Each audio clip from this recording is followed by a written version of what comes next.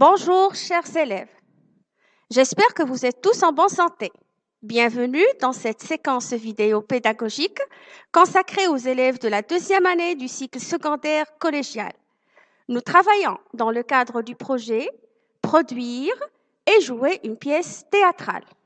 Aujourd'hui, nous allons étudier ensemble un cours de lecture qui s'intègre dans la séquence 4, lire, produire et jouer les péripéties de la pièce théâtrale. Notre support, c'est l'adaptation théâtrale Le Petit Poucet, acte 2, scène 1 et 2. Avant d'étudier notre texte, faisons un petit rappel de la structure de la pièce théâtrale. Quelle progression une pièce de théâtre suit-elle? Autrement dit, quelle est la structure de la pièce de théâtre? D'abord, la scène d'exposition. Elle correspond aux premières scènes. Elle a un rôle informatif et un rôle plaisant.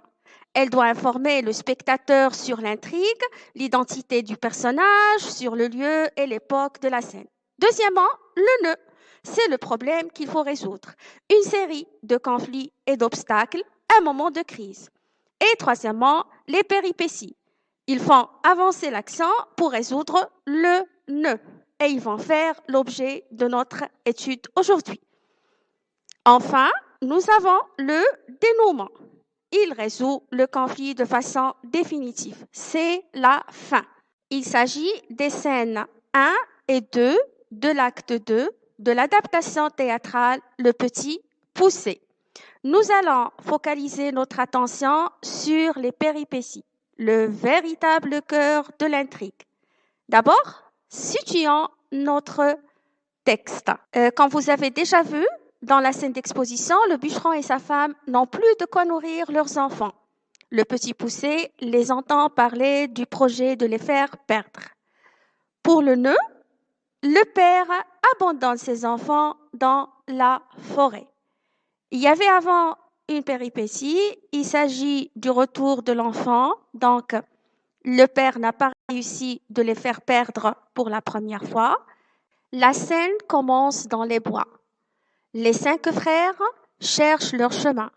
Ils se lamentent et pleurent tous, sauf le Petit Poucet qui ne veut pas se laisser décourager. Le Petit Poucet aperçoit au loin une lumière. « Mes frères, j'ai aperçu une lumière au loin. Ne perdez pas courage. Ne nous donne pas de faux espoirs. Nous allons nous faire manger par les loups. Nous allons mourir de faim. Nous allons mourir de soif. Marchons vers cette lumière. Nous verrons bien. » Ils se mettent en marche et arrivent devant la porte d'un château. Donc ici, la scène commence par une didascalie ou une indication scénique. Alors, qui peut me dire qu'est-ce qu'elle nous montre, cette didascalie? Qu'est-ce qu'elle nous indique? Faisons un petit rappel. Qu'est-ce qu'une didascalie et quelle est sa fonction? La didascalie ou bien les didascalies sont les indications scéniques. C'est une note ou un paragraphe rédigé par l'auteur à l'intention du lecteur ou du metteur en scène, donnant des indications d'action, de jeu, de mise en scène, du comportement, de l'humeur ou de la tenue vestimentaire du comédien. Elle nous indique aussi à qui un personnage parle et avec quel temps. Il y a aussi, par exemple, est-ce qu'il parle avec joie ou en colère?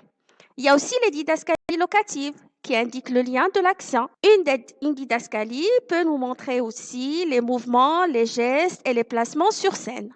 À partir de ces indices, anticipons sur le contenu de l'intrigue, faisant des hypothèses de lecture à partir de ces questions. À qui appartient ce château? Vont-ils rencontrer d'autres personnages?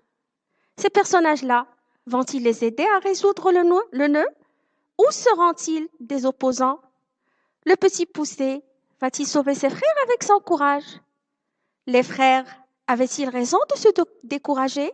À partir du mot lumière, quelle hypothèse peut-on faire? Sachant que le sens figuré du mot lumière désigne tout ce qui éclaire l'esprit. C'est une intelligence, une personne brillante, Alors, quelle hypothèse peut-on faire à partir de ce mot? Après ces hypothèses, il est fondamental de lire tout le texte pour affirmer ou confirmer nos hypothèses. Alors, scène 2. Le petit poussé. Eh bien, mes frères, ne vous l'avais-je pas dit? Un château, frappant et demandant l'hospitalité. Il frappe. Personne ne répond. Reproussons chemin, nous allons avoir des ennuis. Oui, tu as raison, c'est effrayant comme endroit. Non, je suis affamé, rentrons. Et moi, je suis assoiffé. Chut, je n'entendais pas. La porte s'ouvre, une femme apparaît. Qui êtes-vous? Que voulez-vous, mes petits? Nous sommes perdus, nous avons faim et soif, nous ne savons pas où dormir. Pourriez-vous nous accueillir pour la nuit? Mes petits, vous voilà bien mal tombés. Cette maison est celle d'un ogre qui dévore les petits enfants. Je suis son épouse, je ne peux vous laisser entrer. Je vous en prie, madame, gardez mes frères. Aucun d'eux ne pourra faire un pas de plus dans ces bois effrayants. Nous allons être dévorés par les loups. Entrez donc. Mon mari n'est pas encore venu de la chasse. Mais dès qu'il sera là, pas un bruit et cachez-vous sous le buffet. Fin de l'extrait. Dans ces deux scènes, le personnage principal, qui est le petit poussé, entreprend des actions. Alors, quelles sont ces actions? Que fait-il? Il encourage ses frères, il avance vers la lumière, il frappe, il demande l'hospitalité à la femme de l'ogre. Bien. Alors, ces actions-là, elles ponctuent l'avancée de l'intrigue. Elles servent à maintenir l'intrigue dans un état de déséquilibre, puisque le petit poussé et ses frères pénètrent la maison de l'ogre. Synthèse. Les péripéties. Alors, qu'est-ce que les péripéties? À quoi servent-elles? Quelles sont